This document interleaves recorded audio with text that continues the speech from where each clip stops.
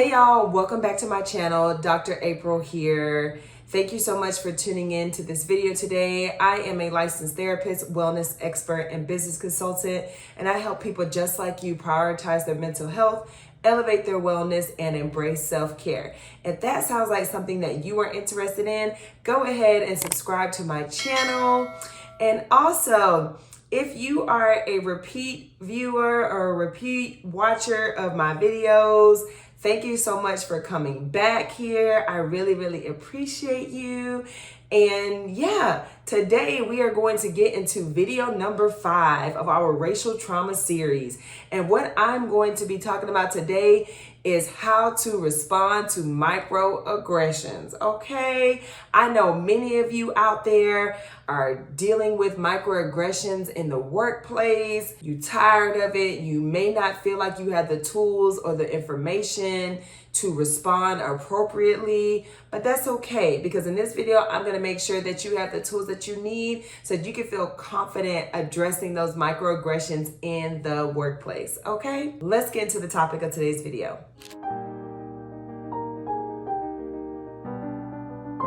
So typically when people experience microaggressions, typically our responses are to retreat. We might want to give up, or we remain passive, right? We either ignore it because we just don't know what to say in the moment, or perhaps we pick up the phone and we call our friends and our family to vent about what somebody said. And then sometimes we let it simmer, right?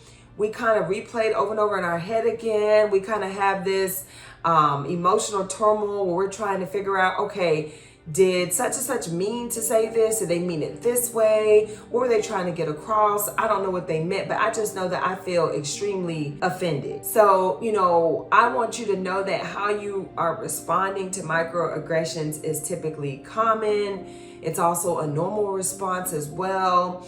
However, those responses typically do not address the issue at hand. And typically what ends up happening is that the perpetrator continues the behavior because they don't know that oftentimes what they're doing is offensive, right? They're unaware. And so I'm going to tell you 4 things that you can do in this video to respond to microaggressions appropriately, okay? So the first thing that you want to do is make them aware. You must make the perpetrator aware of the microaggression, okay? So oftentimes the perpetrator is naive, or they're ignorant, they're unaware, right? And so at the end of the day, they can't acknowledge or address what they can't see. So you have to make it plain. Make the invisible visible, all right? Here's an example of a microaggression and an appropriate response to a microaggression, okay? So this is making the perpetrator aware. Let's say that a white colleague says to you, you are African, and a white colleague says to you, "Wow, you speak excellent English." Your response would be, "I hope so. Thank you. I was born here." What that does, it does 4 things when you make the perpetrator aware. I know that it sounds very simplistic, but it is very simplistic, okay? It's simple. When you said, "Thank you, I hope so, I was born here," it does a few things. Number 1, it acknowledges the perpetrator's compliment, okay? Number 2, it lowers their defensiveness as you prepare for your comeback. Number 3, it subtly undermines the assumption that you are a foreigner. And number 4, it plants seeds to minimize future assumptions, right? So what you're doing is you're spreading that future awareness that what they said was offensive, essentially. Make them aware. Okay, let's move on. So the second thing you can do to respond to microaggressions is dispute the microaggression, right? Or disarm the microaggression. This is so important. Basically, you want to express your disagreement with the statement or what was did or what was said. So at the end of the day, an example of that would just be, you know what? I disagree with what you just said, okay? So that's one of the things that you're going to do. And what this does is that it forces the perpetrator to recognize in that moment what they did or said that was offensive. And what that does is essentially it says to them, okay, it makes them think about it. Well, what did I say in that moment that was disrespectful or hurtful to this person, right? So it challenges them or forces them to really think about their behavior. And as I just mentioned, it's also important that you communicate your disagreement in the moment, right? Because when you go home and you leave work that day and you're still upset, kind of let it simmer, it doesn't have as much power as when you come back to address it the next day or hours later, right? Okay, because at the end of the day, you want to advocate for yourself, right? And you want to make sure that you are communicating that what was done is hurtful and disrespectful to you in the moment as much as you can. I know sometimes it's hard because you might be a little upset and you need to go to the restroom real quick, go outside, take a quick break, do some deep belly breaths before you come back in. That's absolutely fine. But definitely don't wait until the next day to say something. Try to say something in that moment. And you have to remember, you have the power. As long as you are able to communicate in a way that is assertive, you're able to use an even tone of voice, making that eye contact, being mindful of your body language, you're having a casual conversation with a colleague. So there's no need to feel like you have to be super defensive or on guard, just talk. And the more and more you do this and the more you practice responding to microaggressions, the easier it will be, okay? So I know initially it's hard, right? You may be very upset, but the more you practice it, the better you will be. Trust me. Okay? And when you are disputing the microaggressions as well, it's also important that you state your values, right? Your beliefs, okay? Let's just say you're a person that really values healthy communication or whatnot. You can say, you know what, hey, Joey, I really value, communication and mutual respect between colleagues. And so I just want to make sure that we feel comfortable talking to one another, coming to one another if there's a disagreement or we have any concerns, and so, that's very important to me. And so I appreciate you for taking the time to listen to my concerns. And I know that moving forward, we'll be able to have healthier dialogue or better conversations in the future that mutually benefit the both of us, okay? So just letting them know what's important to you, what you care about, what you value in your relationships with your colleagues or your supervisor. So use that as an opportunity to share that as well. The third way that you are going to respond to microaggressions is, so when it comes to educating the perpetrator, what you want to do essentially is have one-on-one dialogue with that person, right? You want to have a conversation that explores their biases.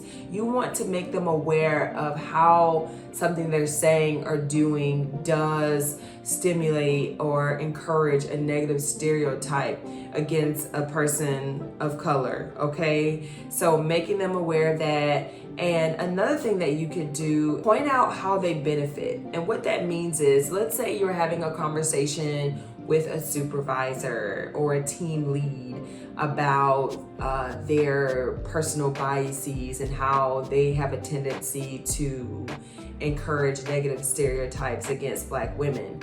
Something that you might do to show that how they benefit is say, you know what?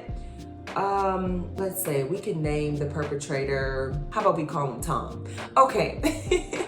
You can say, for example, Tom, I know that we've been working together for a while now. I know that you mean well, and I value our relationship as colleagues.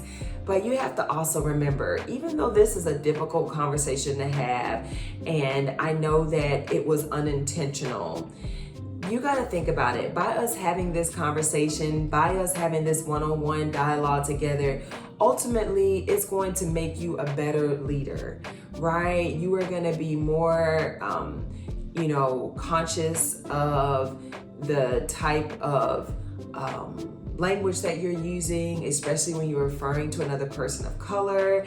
And ultimately, you're going to be able to model and show other colleagues and other team members, essentially, how to show inclusivity and how to really be an ally when it comes to diversity, equity, and inclusion. So just something along that lines to show, what? I'm having this conversation with you not to attack you, not to say you're a bad person or to call you a racist, but I want to have this conversation with you because this is a real thing that is happening to people that look like me.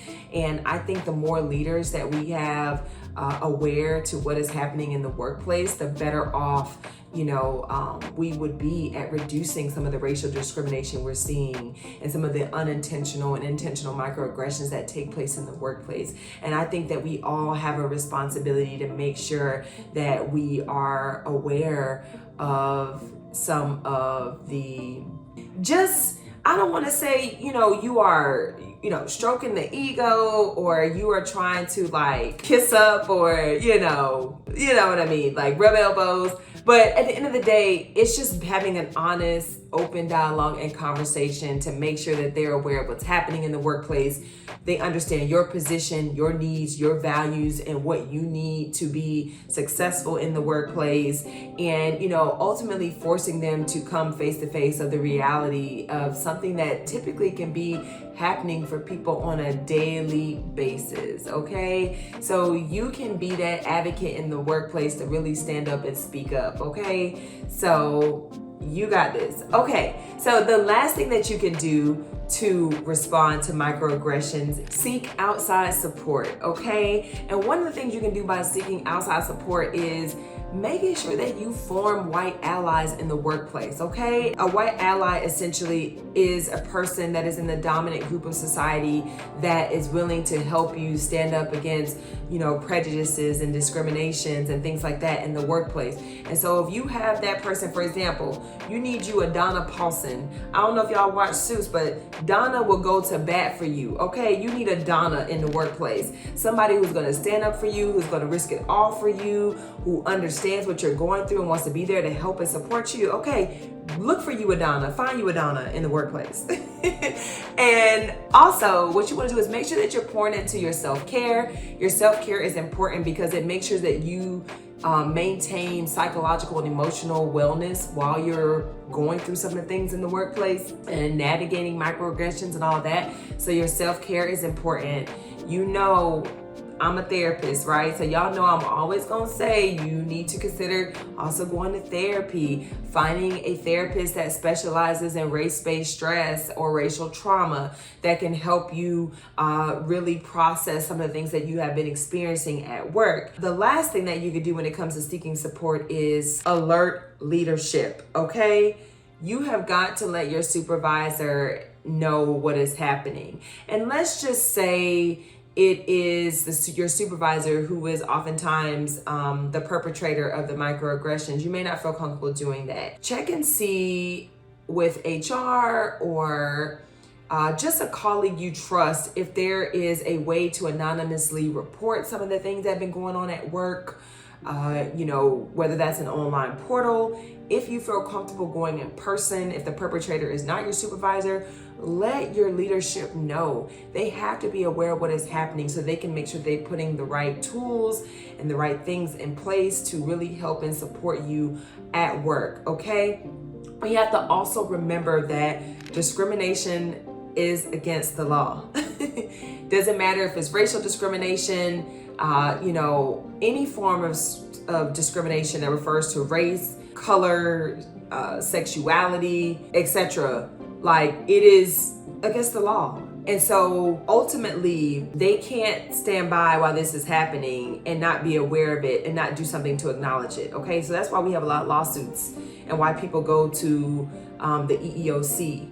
what I'm saying is that you need to let leadership know what is happening so that they can figure out the best way to support you. It's not okay. And it's not okay to stay silent while this is happening. So I hope that you feel encouraged today, that you got what you need to really address what is happening in the workplace. I hope that these tools will kind of help you navigate and respond to microaggressions appropriately. So just really quickly today, for a recap, we kind of talked about some of the typical responses or the normal responses to microaggressions, right? And then I gave you 4 different ways that you can start to respond to microaggressions. And the first way that you can respond to microaggressions, right, was making the perpetrator aware. And then secondly, you want to dispute or disarm the microaggression. And third, you want to educate the perpetrator. And lastly, you want to make sure that you seek outside support, okay?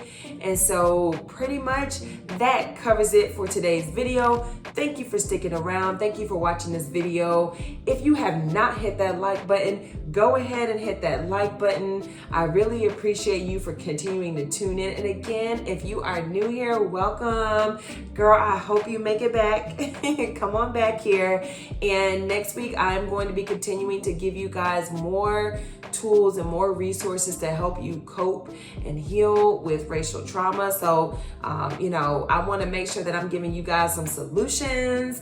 And so come back next week to get the next video in our series. Thank you so much. And lastly, I want to leave you with this. Remember that you are a beautiful flower that blooms and flourishes. May your radiant light continue to nurture those around you. And thank you so much for bringing beauty to our community, one petal at a time. Bye. Take care of yourself.